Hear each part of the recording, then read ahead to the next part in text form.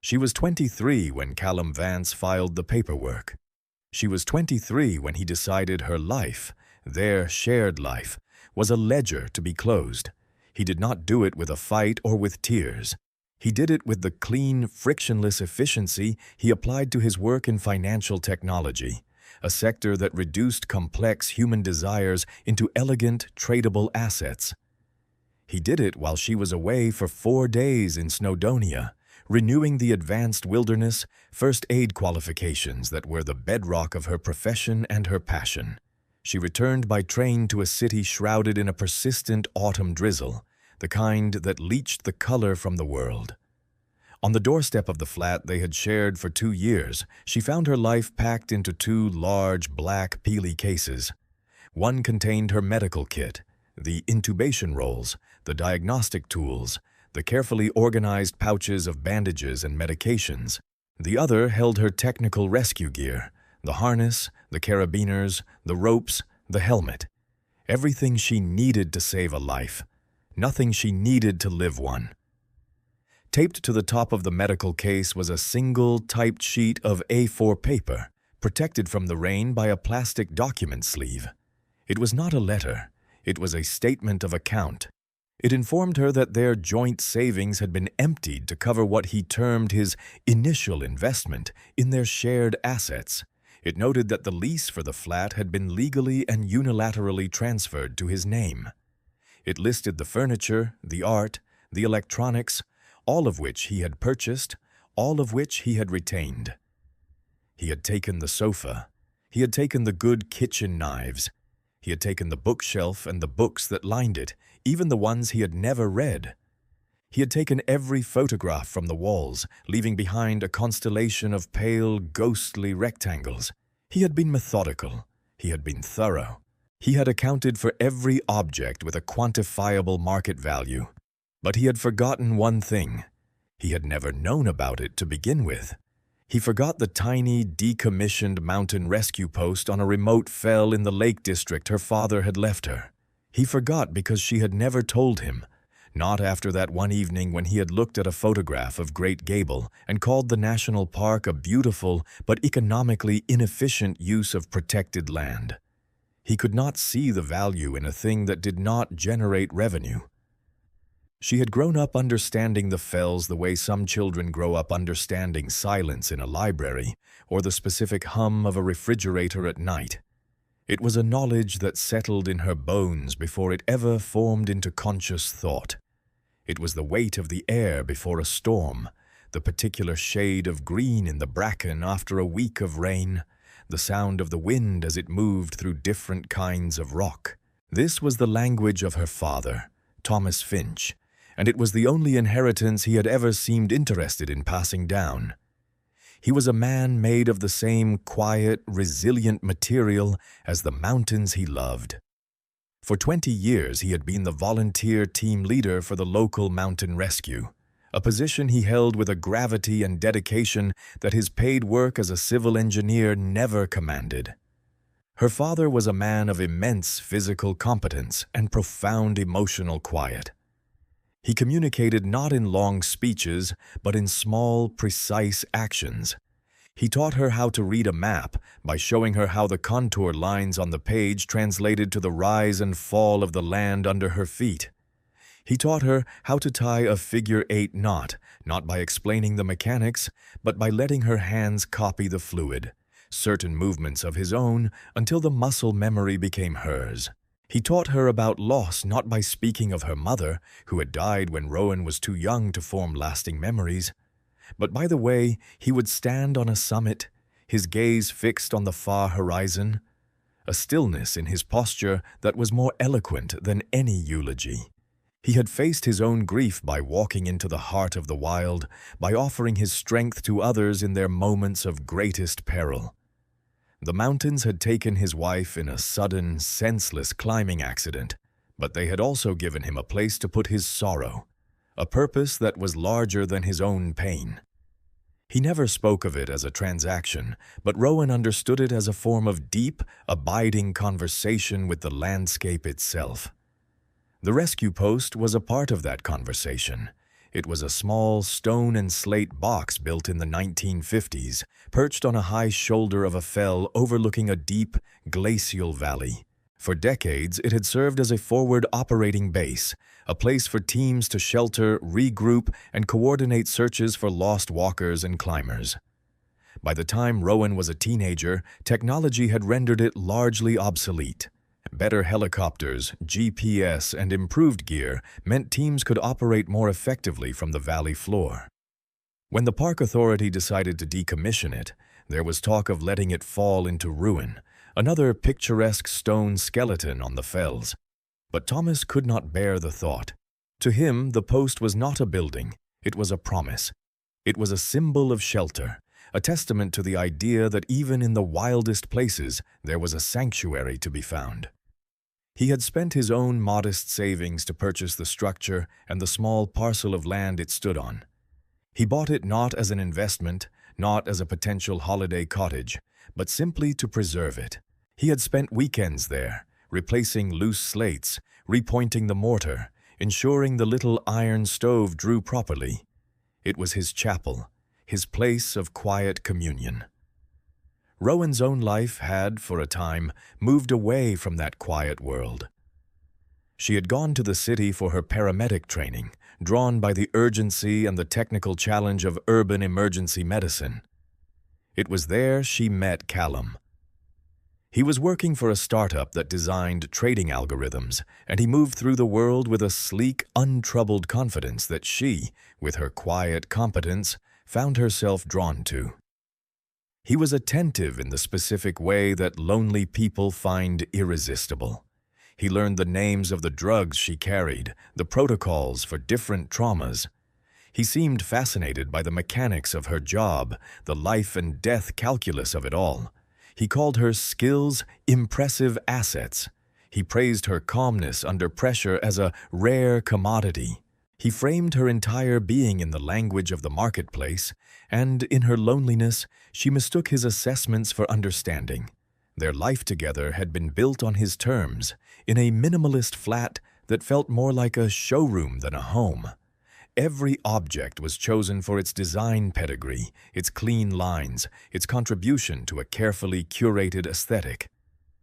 Her own few possessions, the worn Ordnance Survey maps of the lakes, her father's old ice axe mounted on the wall, a collection of weathered stones from the summit of Scafell Pike, were tolerated as quirky, rustic accents. He never asked about the stories behind them. He never asked why she traced the lines on the maps with her finger, or what memory was attached to the smooth, gray weight of a particular stone. He saw her connection to the mountains as a hobby, a form of strenuous leisure, not as the very grain of her identity. The relationship had failed not in a single dramatic moment, but in 1,000 tiny, unvoiced transactions where she allowed her own intrinsic value to be overwritten by his market-based appraisal. His final, clinical act of erasure was not a betrayal of their love, but the logical conclusion of his worldview. He had simply liquidated an asset that was no longer performing to his expectations. She left the city 2 days later. She sold the few things he had left behind, a bicycle, some textbooks, and bought a one-way train ticket north to Penrith. She had £212 in her pocket. In the luggage rack above her head were the 2 black Peely cases that contained the entirety of her professional self. As the train pulled away from the station, the gray cityscape dissolving into the rain-streaked glass, she did not feel grief. She did not feel anger. She felt a profound and unsettling lightness, the terrifying, untethered freedom of a person who has nothing left to lose. The journey was a slow, unwinding thread, pulling her back from a world of concrete and data to a world of stone and water. The flat, manicured fields of the Midlands gave way to the rolling hills of Yorkshire. And then, finally, the landscape began to buckle and rise into the familiar, bruised purple shapes of the Cumbrian mountains. She felt a shift in her own body, a kind of homecoming in her blood and bones. In Keswick, she met with a man named Mr. Henderson, her father's solicitor. He was a small, precise man with kind eyes, working from a dusty office above a bookshop. He remembered her father not as a client, but as a friend. He spoke of Thomas Finch with a quiet, genuine respect that made Rowan's throat tighten. He handled the transfer of the deed to the rescue post with a gentle formality. The paperwork was minimal, the language clear. The property was hers, free and clear. He handed her a single, heavy iron key, its surface pitted and dark with age. "Your father was a good man," Mr. Henderson said, his voice soft. "He believed some things were worth saving, whether they made sense on a balance sheet or not. I think he would be very glad to know you've come home." From Keswick, she took a local bus that wound its way through the narrow valleys, the engine groaning on the steep inclines. She got off at a small hamlet, shouldered her pack, and began to walk. The path was a thin, rocky ribbon snaking up the side of the fell. The air grew colder, cleaner, smelling of wet earth and damp wool. After an hour of steady climbing, she saw it. The rescue post was exactly as she remembered it from her last visit with her father 2 years before he died. It was a simple, functional structure, built of the same dark granite as the crags around it, its slate roof the color of a gathering storm. It looked less like a building and more like a natural outcropping of the mountain itself. It was weathered, battered by 1,000 storms, but it was still standing. Its bones were good. As she approached, a kestrel hovered on the wind above the ridge, its wings beating against the gray sky, a small, fierce point of stillness in the vast, moving landscape. The iron key turned in the stiff lock with a grating shriek. The door swung inward on protesting hinges, opening into a single, small room. The air inside was cold and musty, smelling of stone dust and old wood smoke. A fine layer of grime covered every surface. A single window, its glass cracked, looked out across the valley. The room was Spartan. A simple wooden bunk was built against one wall, a sturdy table and 2 chairs stood in the center, and in the corner was the small, pot-bellied iron stove. It was a place stripped of all non-essentials, a space dedicated to the pure, simple fact of shelter. Rowan dropped her pack onto the dusty floor and walked to the window.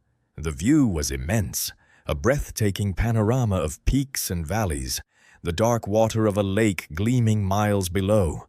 For the first time in days, she felt the tight knot of anxiety in her chest begin to loosen.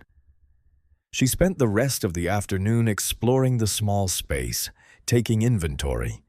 It was a process of rediscovery, of reconnecting with a part of herself she had allowed to become dormant. In a small cupboard, she found a stack of chipped enamel mugs, a tin of tea, and a half-empty bottle of single malt whiskey left by her father. There were candles, a box of matches, and a stack of old paperback books with faded, broken spines. Everything was practical, chosen for its utility and durability. There was nothing here that was merely for show. Her eyes were drawn to the far corner, to a tall, gray metal locker stenciled with the words, "Rescue Equipment." She remembered her father telling her it was original to the post, too heavy and awkward to be worth moving when the building was decommissioned. She opened its creaking door. Inside, the shelves were mostly empty, save for a coiled length of old, stiff rope and a heavy, canvas-wrapped bundle that turned out to be a vintage Thomas splint. It was a museum of obsolete technology. She ran her hand along the back wall of the locker, feeling the cold, painted metal. Her fingers brushed against a seam that shouldn't have been there, a perfectly straight vertical line just off-center. She pushed, and a section of the back panel gave way, swinging inward on a small, hidden hinge. It was a false back. Her heart began to beat a little faster. In the dark, narrow space behind it sat a single object, a large, rectangular biscuit tin, its lid sealed shut with a thick layer of faded electrical tape. She carried the tin to the table and used the point of her knife to carefully slit the tape. The lid came off with a soft hiss. The interior was packed tight. On top lay a thick, folded piece of paper, Beneath it, bundled in neat, paper-wrapped stacks, was cash. Old 20-pound notes held together with rubber bands that had gone brittle with age. She lifted the bundles out one by one, her hands trembling slightly. And beneath the cash, nestled in a bed of what looked like old yellowing cotton wool, was a small canvas bag. She opened the drawstring and poured its contents onto the table. Gold sovereigns, dozens of them, spilling across the dusty wood with a soft, heavy clinking. They glowed with a warm, deep luster in the fading afternoon light. She sat there for a long time, just looking at the small hoard. Then, slowly, methodically, she began to count. When she was finished, she counted it again. It was just over 40,000 pounds. It was not a fortune, but it was enough. It was enough to begin again. Finally, she picked up the folded paper. It was a sheet of old, cream-colored letterhead, embossed with the faded crest of the Mountain Rescue Council. The handwriting was her father's, the familiar, strong, slightly backward-slanting script she knew from a lifetime of birthday cards and brief, practical notes. She unfolded it and began to read. "My Rowan," it began. "If you are reading this, it means you have found your way back here, and it probably means you needed to. I am sorry I am not there to help you, but I have left what I can. This place, this little stone box, is not an asset. It is not property in the way most people understand it. It is a shelter. That is all it has ever been, and that is all it ever needs to be. It has sheltered men from storms. It has been a place of planning and of hope, and it has been a place of quiet for me when the world was too loud. Now it is yours. I hope it can be a place of quiet for you too. The money should be enough to get you started. Use it to make the place sound again. The roof will need seeing to first. There is a man in Patterdale, Arthur Bell. His father helped build this post. He is a good man, an honest roofer. He will see you right. The window frame is starting to rot on the west side. A joiner in Glen Ridding, name of Postlethwaite, can fix it. Tell him it is for Thomas Finch's daughter. The people here remember. They have long memories for those who respect the fells. Do not be afraid to ask for help. Strength is not about never needing it. It is about knowing when to ask. This money is not for saving, it is for building. Use it. Live. Breathe the air up here.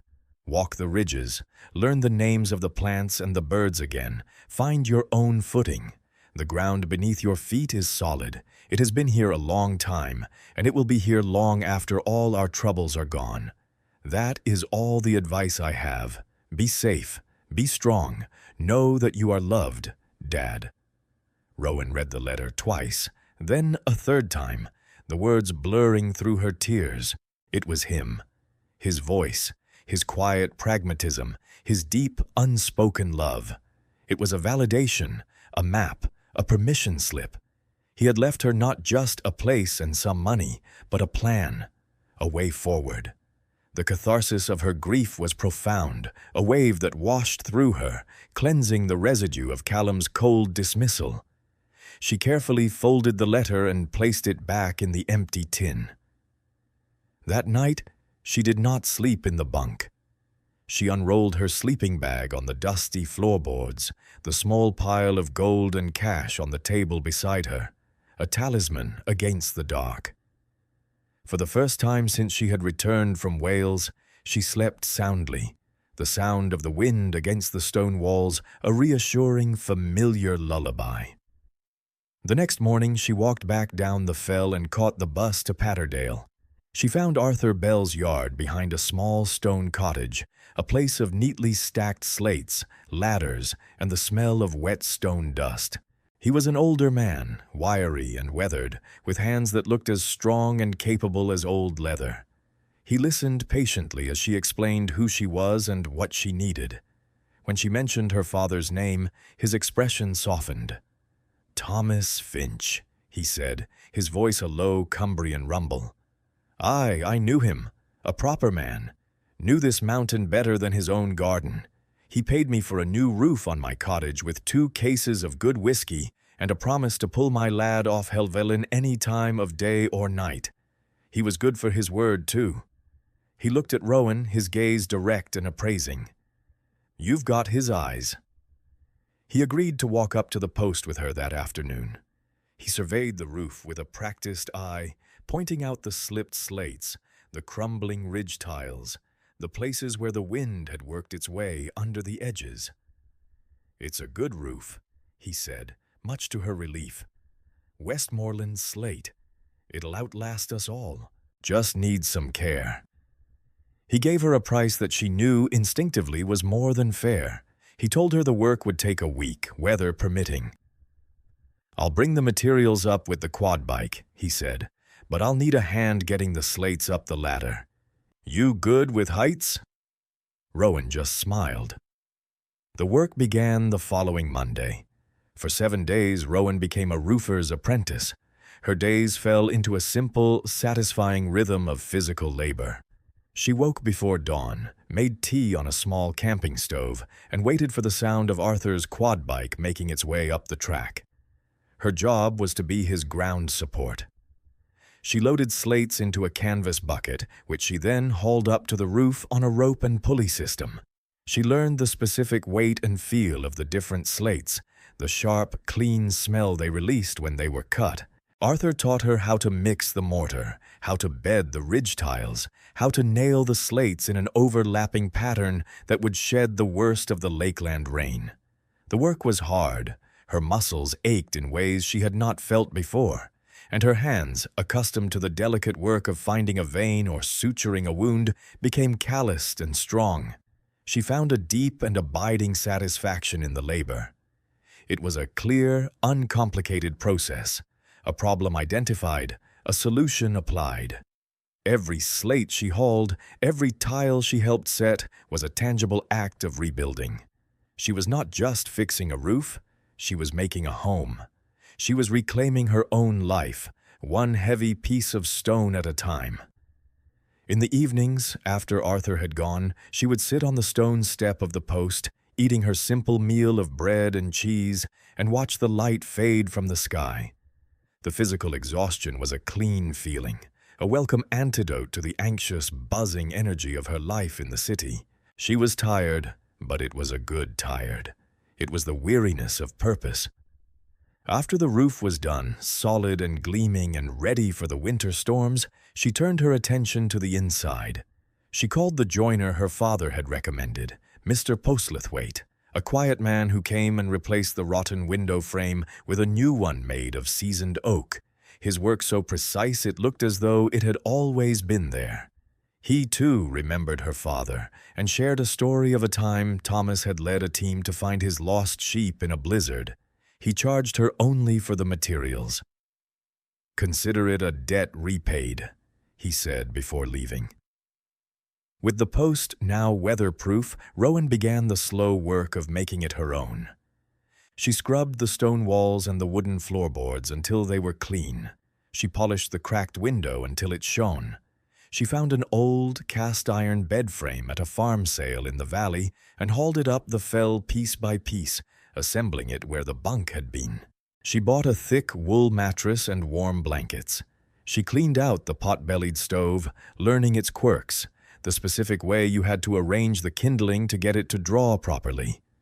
Soon she could have a cheerful, crackling fire going in minutes, its warmth pushing back the persistent damp of the fells.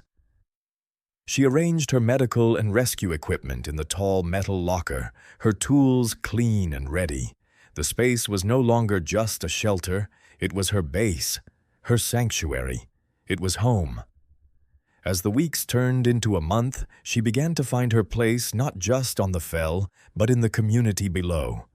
She needed work, and on the advice of Mr. Henderson, she went to the local ambulance station and introduced herself to the station chief.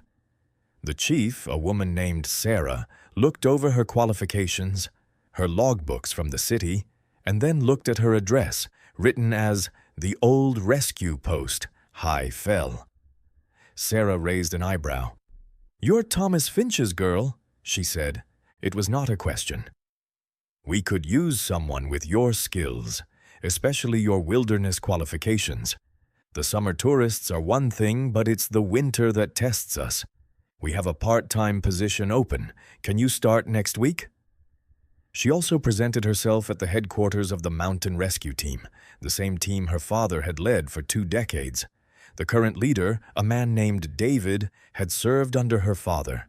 He shook her hand firmly. "We've been hoping you'd show up," he said. "Your father taught most of us everything we know. It would be an honor to have you on the team." Her first call-out came 10 days later. A walker had taken a fall on Striding Edge, sustaining a serious leg fracture. As she was winched down from the helicopter, the wind whipping around her, the injured man a small, vulnerable shape on the narrow ridge below, she felt no fear. She felt a powerful sense of clarity and purpose. This was what she was trained for. This was who she was. The skills Callum had called assets were, in this context, a gift she could offer, a way of turning chaos into order, pain into relief. On her days off from the ambulance service and rescue duties, she began a personal project. In her father's belongings, she had found his old set of ordnance survey maps, their surfaces covered in his small, neat annotations, notes on stream crossings, sheltered hollows, the location of eagle nests, the places where rare alpine flowers grew.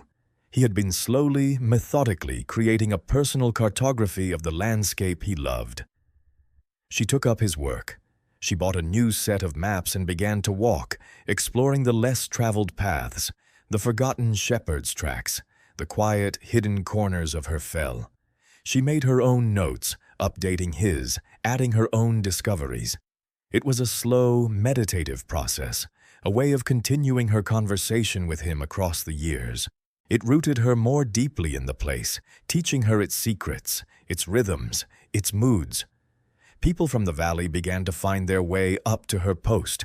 An elderly shepherd who had known her father for 40 years would stop by on his rounds, sharing a flask of tea and stories of the great snows of his youth. A local artist came, asking permission to sketch the post, which she gladly gave. The woman from the nearest farm started leaving a bottle of milk and a half-dozen eggs on the stone step once a week. They were small gestures, quiet acknowledgments. They were not transactional. They were acts of community, of connection. They were welcoming her home. She was no longer just Thomas Finch's daughter. She was Rowan, the woman who lived at the old post, the new paramedic, the skilled pair of hands on the rescue team.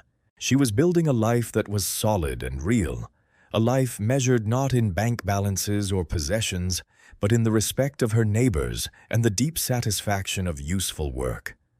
The confrontation, when it came, happened on a wild November morning. The sky was the color of slate, and a fierce wind was driving sheets of sleet across the fell. Rowan was outside, splitting firewood. She had found a rhythm to the work.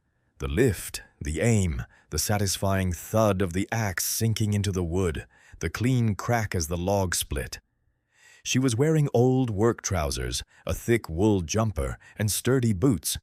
Her hair was tied back, and her face was flushed from the cold and the exertion. She was so focused on her task that she did not hear the car until it was almost upon her.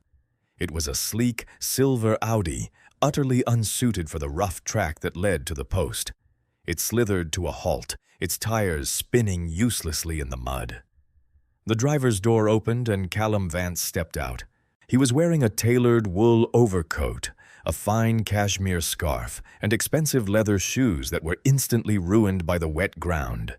He looked impossibly out of place, a creature from another, more fragile world.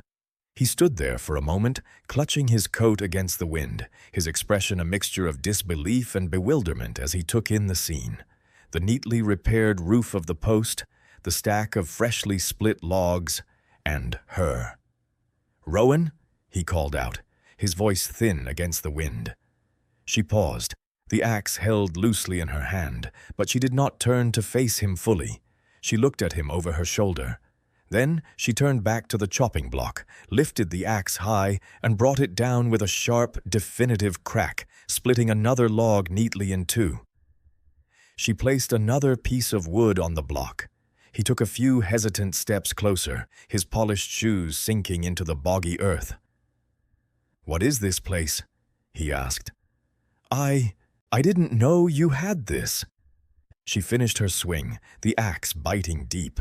Only then did she stop, resting the axe head on the block and turning to face him. She was not angry. She was not hurt. She felt a vast, calm distance from him. "You never asked," she said, her voice clear and steady. "You looked at a photograph of these mountains once and calculated their economic inefficiency. It never occurred to you that they might mean something. It never occurred to you to ask about my family, about my father, about where I came from." He looked from her to the stone building, his brow furrowed in confusion, as if trying to solve a complex equation that refused to balance. He saw the competence in her posture, the strength in her hands. He saw a woman who was entirely self-sufficient, who needed nothing from him. This was a version of her he had never seen, had never even imagined existed. The quiet, accommodating woman from the city was gone. "I wasn't thorough," he said, the words sounding absurd in the wildness of the fell. "When I looked through the accounts, the legal papers, this wasn't listed." "It's not an asset, Callum," she said. "It was never on a balance sheet." He seemed to finally understand that he had made a profound miscalculation, that he had assessed her worth using the wrong metrics entirely. He had counted the spoons and missed the gold. He took another step closer, a look of what might have been regret on his face. "Rowan," he said, his voice softer now. Is there anything that can be repaired?" He gestured vaguely between them, as if their relationship was another broken thing, like a roof or a window frame that could be fixed with the right tools. She looked at him, really looked at him, and saw a man who was utterly lost, a man who only knew how to measure things, not how to value them, and she felt a flicker not of triumph, but of pity. "No," she said. The word was quiet, but it was absolute. It was as solid and unmovable as the mountain beneath her feet. "No, Callum, there isn't." He seemed to accept it. There was no argument, no pleading. He had come seeking to reclaim a possession and had found instead a person he could no longer comprehend. He nodded once, a short, defeated gesture. He turned and walked back to his ridiculous car, got in and drove away, his tires spraying mud as he struggled back down the track. Rowan watched him go until the car disappeared from view. Then she picked up her axe and went back to work. That evening she sat on the stone step of the post. The wind had dropped and the sky had cleared, revealing a vast, cold canopy of stars. The air was sharp and clean in her lungs. She wrapped her hands around a warm enamel mug of tea, the silence of the fell settling around her like a blanket. Down in the valley, the lights of the scattered farms and hamlets glimmered, small points of human warmth in the immense, ancient darkness. She thought of her father, of the quiet, steady love he had poured into this place. She thought of Arthur Bell and Mr. Postlethwaite, of the community bound together by long memories and mutual respect. She thought of the generations of shepherds and climbers and rescue workers who had known this landscape, who had drawn strength from its wild beauty and its unforgiving challenges. She understood now, with a clarity that was both peaceful and profound, the true nature of her inheritance.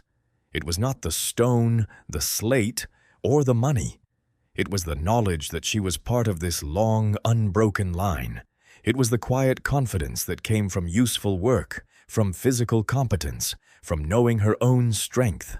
It was the understanding that the most valuable things in life are the ones that can never be quantified, never be listed on a ledger, never be taken away. She was not just a survivor of a broken relationship. She was the custodian of a legacy. She was home. Callum had taken everything he could count. He had taken the money in the bank, the furniture in the flat, the legal title to a life she had never truly inhabited. He had stripped her of every quantifiable asset, leaving her with what he believed was nothing. He had left behind the only thing that mattered. He forgot the tiny mountain rescue post her father left. It was the best thing he ever forgot.